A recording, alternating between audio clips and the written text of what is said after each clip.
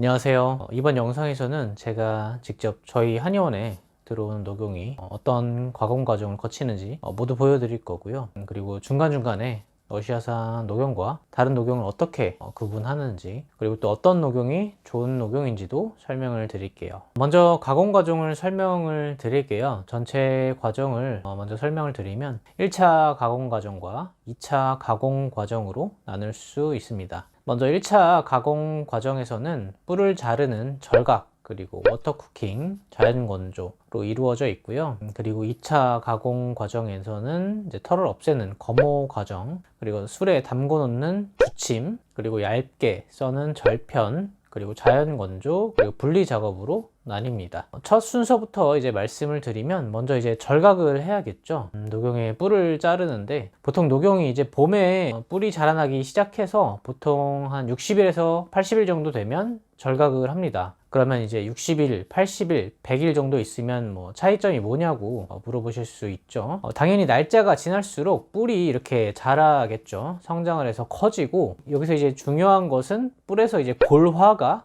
진행된다는 겁니다. 보시는 것처럼 녹용의 테두리가 이렇게 하얗게 되고 딱딱하게 되는데요. 이런 골화는 녹용의 아랫부분부터 시작해서 올라가기 시작합니다. 그래서 이제 녹용의 가장 아랫부분인 하대, 그리고 중대는 테두리가 굉장히 좀 딱딱하고요. 반면에 윗부분에 있는 분골과 상대는 상대적으로 좀 말랑말랑하고, 분골 부분은 심지어 이렇게 좀 약하게 누르기만 해도 부스러집니다. 이렇게 녹용이 오래되어서 분골까지 모두 다 골화가 진행이 되면 이제는 녹용이 아니라 녹각이라고 부르는 약재가 되는 겁니다. 털도 다 빠지게 되고 단단한 뿔이 되는 거죠. 한 가을쯤, 겨울쯤에 이렇게 되는데, 이렇게 이제 가을이 지나고 겨울이 지나게 되면 저절로 이제 사슴의 뿔이 떨어지게 됩니다. 낙각이라고 하는데요. 그리고 나서 봄에 새롭게 또 다시 자라고 하는 과정을 계속 이제 반복을 하는 겁니다. 그러니까 한번 이제 생각을 한번 해보실게요. 사슴들은 자기들이 성장하는 모든 에너지를 뿔에다가 기운을 쏟아 붓는 거랑 다름없어요. 그러니까 뿔을 계속해서 성장시키고 골화를 시켜야 되잖아요. 그러니까 쉽게 얘기하면 이제 애들 키 크는 거랑 똑같습니다.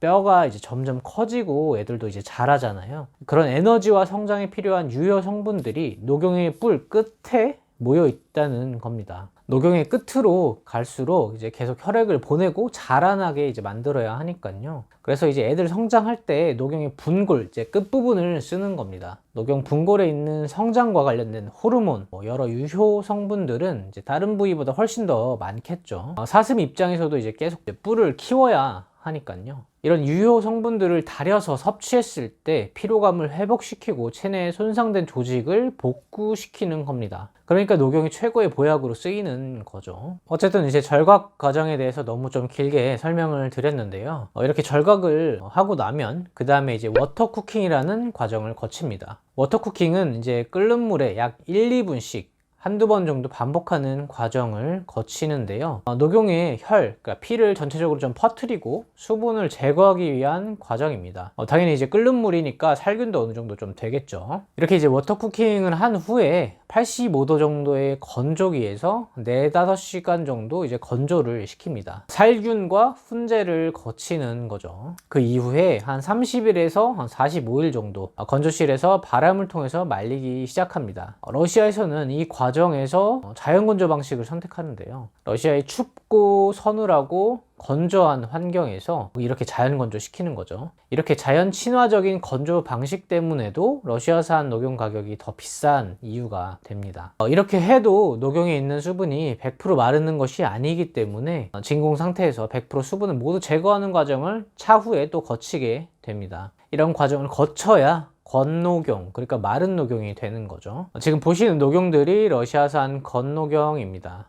러시아산 녹용은 이런 1차 가공 과정을 거쳐서 수입이 됩니다. 그러니까 애초에 수입이 될 때 건녹용 상태로 수입이 되는 거죠. 이렇게 러시아산과 뉴질랜드산은 수입할 때 차이가 있습니다. 뉴질랜드산은 1차 가공 과정을 들여와서 한국에서 하는 거죠. 자, 말씀드린 김에 러시아산과 뉴질랜드산의 차이점에 대해서 설명을 또 드릴게요. 러시아산과 다른 원산지의 녹용의 차이점이 또 있는데요. 분골 부분을 이렇게 절각했을 때 러시아산은 녹용의 피가 바깥까지 이제 퍼지지 못해서 테두리를 봤을 때 이렇게 하얀 테두리가 나오게 됩니다. 뉴질랜드산이나 엘크의 경우 워낙에 혈이 많아서 바깥까지 이렇게 퍼져 있고요. 그래서 실제로 녹용을 다리거나 가공하는 과정에서 러시아산은 피 비린내가 좀 많이 나지는 않아요. 근데 이제 뉴질랜드산이나 엘크는 비린내가 굉장히 좀 많이 나는 편입니다. 구분하는 하나의 이제 꿀팁 같은 거죠. 자, 이제 각설을 하고 1차 가공 과정이 끝난 후에 이제 2차 가공 과정을 거쳐야 합니다. 지금 보시면 아직까지 녹용에 털이 붙어 있는 상태죠. 이제부터는 이제 털을 제거해야 합니다.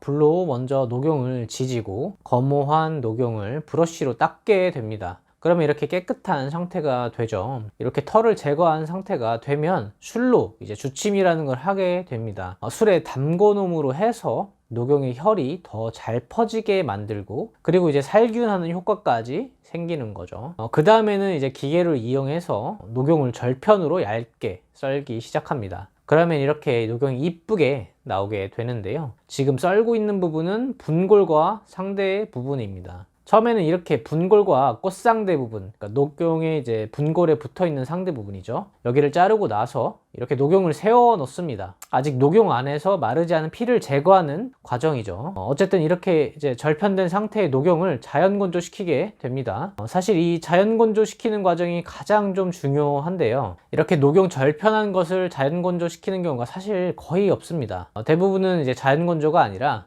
햇빛에 말리거나 심지어는 뭐 뜨거운 방바닥에 말리는 경우도 있는데요. 저 같은 경우에는 비싼 녹용인데 최대한 자연 친화적으로 자연 그대로 건조하는 게 맞다고 생각을 해서 이런 가공 과정을 거치도록 주문을 했습니다. 이렇게 자연 건조를 모두 마친 다음에는 사람이 일일이 이제 분골, 상대를 이제 분리를 하기 시작합니다. 근데 이제 보시는 것처럼 이렇게 분리하는 과정이 좀 쉽진 않겠죠. 대충 보면 이제 거의 다 비슷해 보이잖아요. 그래서 이런 과정을 한 30년, 40년 정도 일을 하신 분들이 진행해야만 합니다. 이 정도 일을 하지 않고서는 다른 분들이 하시면 이제 제대로 구분을 못 하니까요. 보시면 아시겠지만 사실 얼핏 보면 다 비슷해 보이잖아요. 지금 보시는 것처럼 이렇게 구분된 러시아산 분골 녹용이 저희 한의원으로 들어오게 되는 겁니다. 그리고 여담이지만 여기서 이제 녹용 분골하고 상대, 그리고 이제 중대하고 하대 부분을 구분하는 그런 이제 방법을 알려드릴게요. 제가 처음에 녹용 뿔을 자르는 과정을 말씀드리면서 녹용 뿔이 위로 갈수록 골화가 덜 되어 있고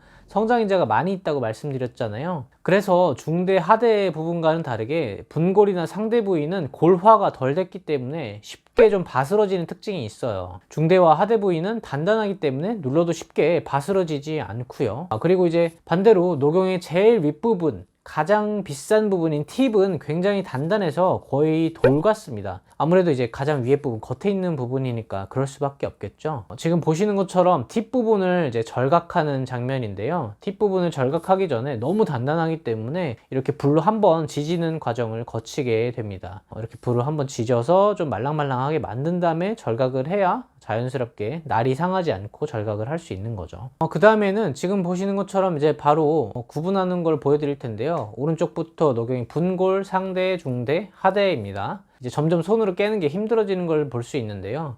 그래도 상대까지는 이제 손으로 눌렀을 때 그래도 좀 금이 가는데 중대부터는 골화가 진행돼서 한 손으로는 거의 부수는 게 불가능합니다. 반면에 이제 상대랑 분골을 보시면 살짝만 눌러도 바스러지고 부서지고 상대 부분은 조금 금이 가는 것을 확인할 수 있죠. 근데 이제 중대나 하대는 눌러도 전혀 흔들림도 없고 딱딱합니다. 이렇게 가공 과정을 모두 1차, 2차 가공 과정을 모두 거친 러시아산 녹용의 분골만 저희가 구분을 해서 저희 한의원으로 이렇게 들어오는 겁니다. 녹용을 들여오는 업체를 제가 항상 이렇게 검수를 항상 매번 하고 있는데요. 이렇게 검수를 하는 이유는 당연히 이제 환자분들, 이제 녹용보약을 드시는, 녹용이 들어간 공진단을 드시는 분들께도 이렇게 신뢰감을 당연히 보여드려야 된다고 생각하기도 하고, 실제로 저도 녹용이 들어간 처방을 많이 먹기 때문입니다. 이번 영상에서는 녹용의 가공 과정과 제가 녹용 분골을 사용하는 이유, 그리고 러시아산 녹용의 특징, 분골, 그러니까 사슴뿔의 윗부분의 특징에 대해서 말씀을 드렸습니다. 간단하게 다시 한번 요약을 좀 해드릴게요. 러시아산 녹용 분골 상대 부분은 녹용 안에서 피가 좀 적은 편이라서 테두리가 약간 하얗게 되어 있는 경우도 있고 비린내가 덜한 편이라는 거. 반면에 이제 뉴질랜드산이나 엘크는 뿔 안에 혈이 좀 많아서 비린내가 나고 전체적으로 피가 상대가 좀 꽉 차 있고요. 그리고 녹용의 윗부분인 분골과 상대 그리고 중대 하대를 비교해보면 단단함이 달라서 윗부분인 이제 분골이나 상대는 쉽게 바스러지거나 금이 가고, 아랫부분인 중대나 하대 부분은 골화가 이미 많이 된 상태이기 때문에 손으로는 잘 부서지지 않는다는 것을 보여드렸습니다. 그리고 녹용의 뿔 위쪽, 그러니까 이제 분골 쪽으로 갈수록 세포를 성장시키고 재생시키는 유해 성분이 많다는 거, 그래서 이제 분골이 사슴뿔 중에서 가장 효과가 좋고 비싸다는 것을 말씀을 드렸습니다. 그리고 저희 한의원에서는 이렇게 가장 좋은 분골 부분만 쓰고 있다는 것을 보여드렸고요. 이 영상을 보시면서 녹용에 대한, 저희 한의원에서 쓰는 녹용에 대한 신뢰감이 좀 쌓였으면 좋겠습니다. 모두 건강하시기 바라고요. 다음 영상에서 찾아뵙겠습니다. 감사합니다.